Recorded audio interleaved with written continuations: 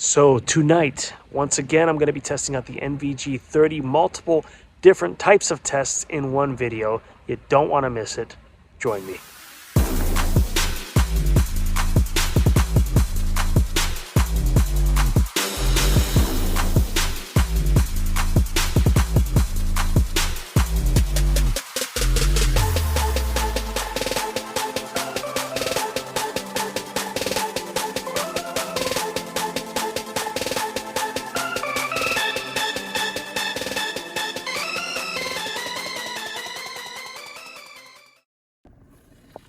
Here's another test that I like to run, something that I call spot checking or blind spot checking, dark spot checking, where you're surrounded by light. Otherwise, maybe you're very well lit up in your environment, but there's a dark spot that you can't see into, like, the top of that building that's being built, for example.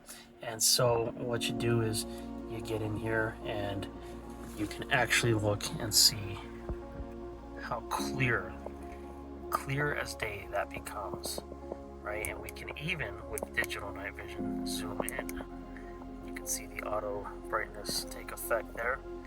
You don't have to have the auto brightness on. You can set your brightness level, right?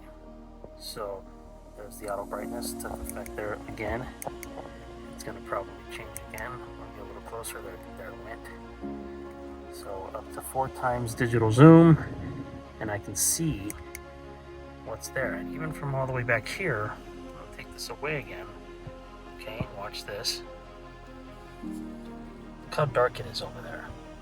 So really great for spot checking, dark spots, dark areas. Look at that. You can see the structures over there, cranes. See how dark they are. Okay. Looks really good. Okay, great for checking dark spots. All right. And one more thing, on top of it being an amazing tool for checking dark spots, or even just being in a dark environment, period, it's dark. Look at all this light that's around me. With digital night vision, I can be around a ton of light and not destroy the device. I can use the device to spot check dark areas and still be in a place where it's lit with lots of lighting, and I don't have any tubes to worry about. I also didn't pay thousands and thousands of dollars for the device. So we're talking sub $500, less than $500 for this incredible device. And I don't know, I love it. That's all I got to say about that. Okay, moving on. We're going to do something a little different, something I haven't tried before, and we're going to sit in a vehicle here, turn the lights off, and see what this looks like through the windshield here. Looking up, got a little bit of ambient lighting, very little. We're still in a very, very, very dark location. You can see that otherwise it's pretty pitch black. So let's take a look through the windshield here, and the question is, could we drive with this device if it was, let's say, helmet mounted, or otherwise maybe you got dual tubes, although they're not tubes. But could we drive with this device being as dark as it is out here? Probably. Let's look through here and see what we got. A little bit out of focus there, just have to focus the camera. This is mostly a camera issue here, guys, with the iPhone not capturing the focus as well as you would have it with the naked eye. So let's check out IR on here through the windows, through the windshield. A little bit of splash back there. I think we might even be able to get away with some IR on through the window. Let's turn it off. I would say that it's even better with it off, but with IR on, maybe you get some advantage. IR 1, definitely not. Too much splashback. Let's turn that off again, and I'd say just leave it off. But here we have a better view,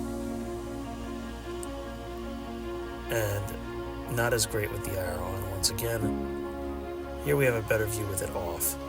And white phosphor, I think, is probably the best color in this type of darkness here.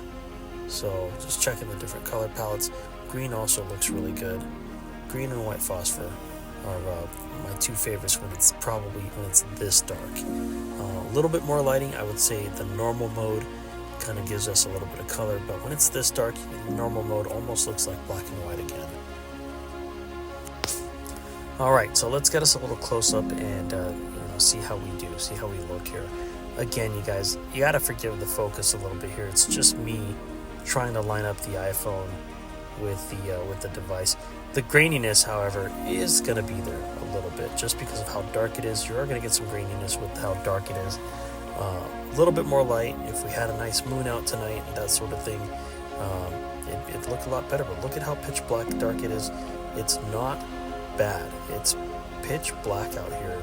Aside from a little bit of sky, ambient lighting that we get from the sky, it's pitch black out here. So the way the device is functioning out here, with even just this little bit of light up here, it's doing really, really well. So there you can possibly, you may have seen the vehicle there a little bit. I'll show you again a little bit of the sky, and I think that's an airplane moving by over there. But this is it. This is what we get here, out here. So let's take another look, and just to be certain of, and to convince myself here of how good this device is in this type of darkness. And there's the car. Very, very clear. The vehicle is there. Take this away. See the little red light glowing there in the windshield of the car. So in a little bit here, guys, what we're going to do is we're going to take a look at these stars. We do have some stars out tonight, but before we do, we're going to move into an area where it's a little bit more open. We get a little bit more skyline here, and so what we got is just a little bit more open area, different spot, different area, and it's, we get a little more sky visible to us, so hence a little bit more light. And you can see that it does change things.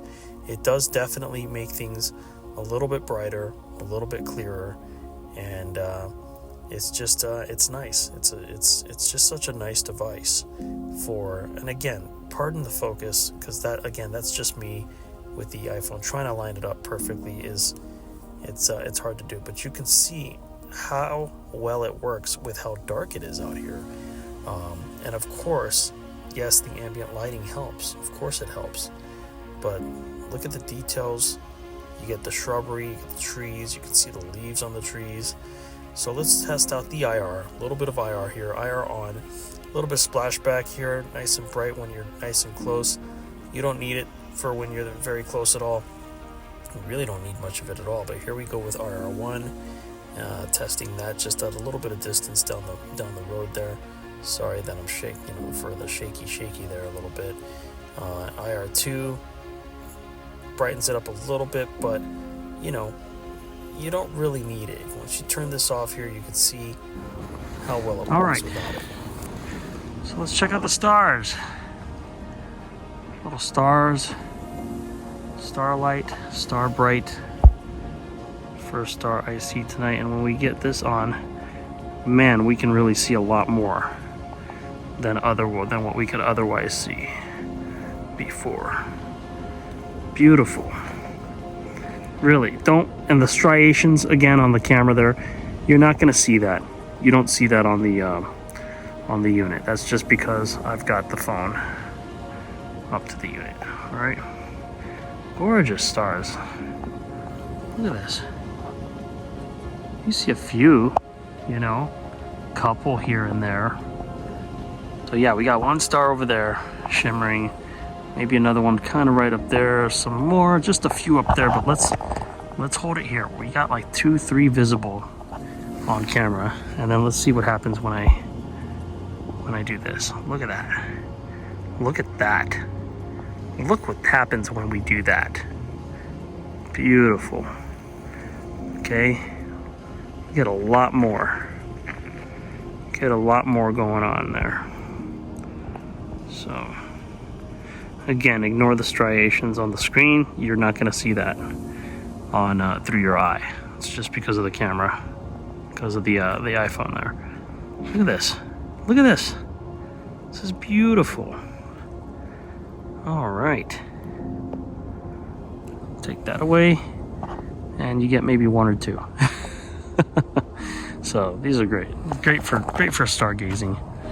Well, everybody, that's all I have for tonight. I hope you enjoyed that.